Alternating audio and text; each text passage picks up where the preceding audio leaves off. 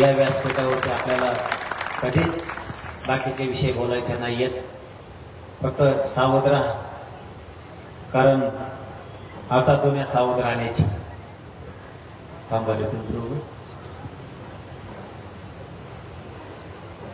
तुम्ही बोललेलं तिकडे बोलून बघतो मग मी. तुम्ही बोललेलं मला ऐकायला येते, तू माझ्या कानात काय ठोकी देत काय मी, मलाही थोडं ऐकू येतं. मी मग द्यायचं सोडून मग तुमचं सुरू होईल इकडे, मी इकडे बोला तुमचं सांगा इकडे हे दोघं असं असं बोलत येत नाही. वर्गणी दिली नाही ती, त्याला वाटतं सटकतो का काय लगेच, मग त्याच्यापेक्षा लगेच जायच्या आधी व्यासपीठाच्या आधी उतरायच्या आधी दे. सावध राहायचा भूमिकेत मात्र सगळेजण राहावा. कोण सोबत राहिना आणि कोणकडे माहिती देईल त्याचं जिवंत उदाहरण मी. माझ्या सोबत राहून माझ्याच सगळ्या बातम्या विरोधानं दिल्या गेल्या. तुम्ही आसपास चारच असावं, पण जीवा भावाचे कट्टर असावं.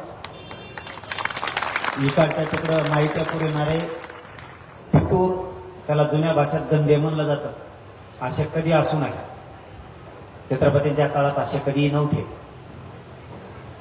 त्याही काळात असा त्रास झाला गेला,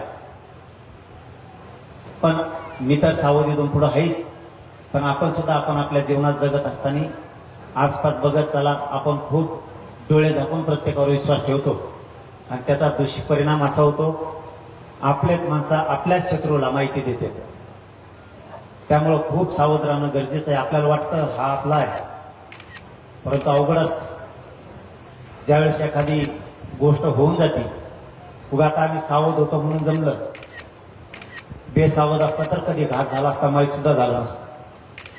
म्हणून कधी पण सावध राहावा. आम्ही तर सावधच आहेत. शेवटी समाजाला एक महत्वाचा विषय सांगतो,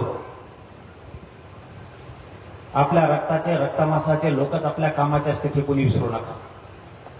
बाकीचे कसे असतील नसतील यापेक्षा आपल्या रक्ताचे लोक आपल्यासाठी सगळी भूमिका पार पाडतात. म्हणून रक्तमासाच्या लोकांच्या विरोधात जायचं कधी काम करू नका. वेळ प्रसंग पडले, आपला नुकसान आपला तोटा झाला तरी चालत, पण आपल्या माणसाला आपल्यापासून हानी होता कामा नये. शेवटी युग बदललाय, पहिल्यासारखं युग आता राहिलं